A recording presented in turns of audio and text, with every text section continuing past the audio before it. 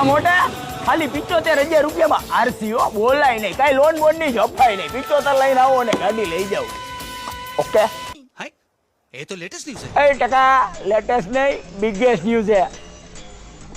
આ દેવાનું જ છે, એમાં તો લોન થઈ જાય. હમણાં કહું, ખમો કહું.